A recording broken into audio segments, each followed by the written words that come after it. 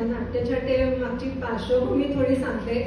माझा मुलगा जेव्हा लहान होता, आमच्या कॉलनीत मागी गणेशोत्सव व्हायचा आणि त्याच्यात दरवेळेस मुलांना काहीतरी सादर करायचं असायचं. त्याच्यात काही ना काही सादर करायचं असायचं. तर त्यावेळी दरवर्षी मी त्याच्यासाठी एक एक नाट्यछटा लिहून द्यायचे. त्यापैकीच ही एक नाट्यछटा आहे आणि ती त्या वर्षी जो करंट विषय असेल त्याप्रमाणे असायची. तर तेव्हा लगेराव मुन्नाबाईची क्रेज होती, त्यामुळे त्याच्यावरनं माझी गांधीगिरी ही नाट्यछटा मी लिहिली आहे. बोले तो आपण मी गांधीगिरी करेगा क्या, मी माझ्या सर्किटला सांगत होतो.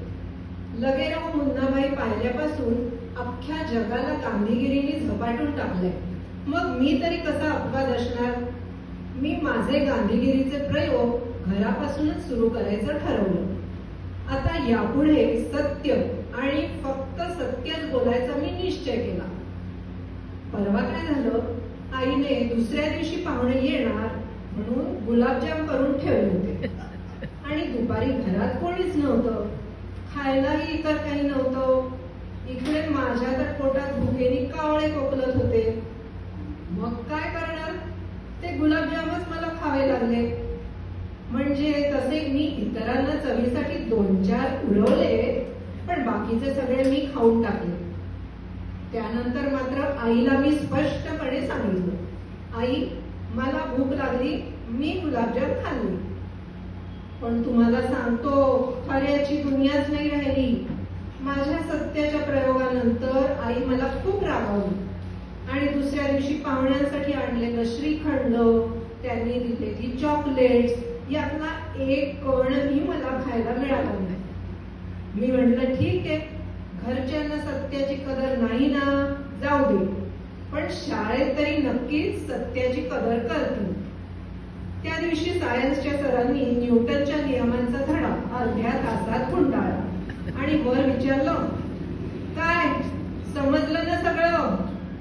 सगळी मुलं एक सुरात हो सर असं म्हणाली.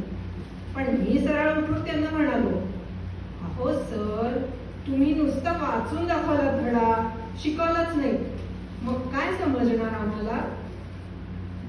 कोण देतो आगाऊ कार्टा, सर कडाडले. सगळ्या मुलांना कळला धडा, मग तुलाच काय प्रॉब्लेम आहे, get out of the class. झालं, मला सरांनी वर्गाबाहेर काढलं आणि शाळा सुटेपर्यंत अंगठे धरून उभं केलं. काय करणार बाबा, गांधीगिरी करने का तो ये सहनाच पडेगा ना. नुकताच मला गांधीगिरीचा आणखी एक चान्स मिळाला. एक काका आमच्या घरासमोरून रोज त्यांच्या कुत्र्याला फिरायला नेतात. एक दिवस त्यांनी आमच्या घरासमोर घाण केली. मी लगेच ती घाण साफ करून टाकली. असे 4 दिवस गेले. आता तरी ते काका काही धडा शिकतील असं मला वाटलं, पण मग मलाही कंटाळा आला. मी नुसताच खिडकीतून बघत बसलो होतो. तर ते काका मला हाक मारून म्हणतात कसे, अरे ए पोरा, आज साफ नाही केलंस ते. अरे आपला रस्ता आपणच साफ ठेवायला हवा.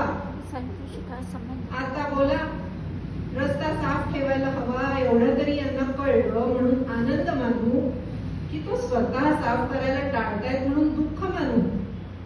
तुम्हीच सांगा. गांधीजींचं अहिंसा तत्व पाळणं हे तर मला खूपच कठीण जात आहे.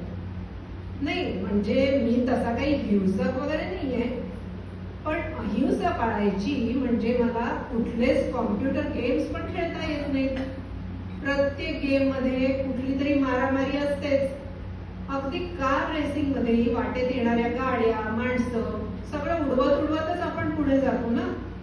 टीव्हीवरची कार्टून्स आणि हिंदी इंग्लिश फिल्म्स हे पण मला बघता येत नाही, पण त्यातही मारामारी असतेच. मग तुम्हीच सांगा, अशी ही गांधीगिरी काय कामाची. पण मागच्याच आठवड्यात एक चांगला अनुभवही आला. आमच्या इथल्याच एका बिल्डिंगला चिकटून एक मोठं झाड आहे. काही माणसं येऊन ते झाड तोडायला लागली. त्याबरोबर मी माझ्या मित्रांना बोलावून सत्याग्रह करायचं ठरवलं. आम्ही आम्ही सगळे झाडाभोवती कडक करून उभे राहिलो आणि चक्क ते झाड आम्ही वाचवलं. आमचा सत्याग्रह सफल झाला. बोले तो गांधीगिरी जिंदाबाद, गांधीगिरी जिंदाबाद.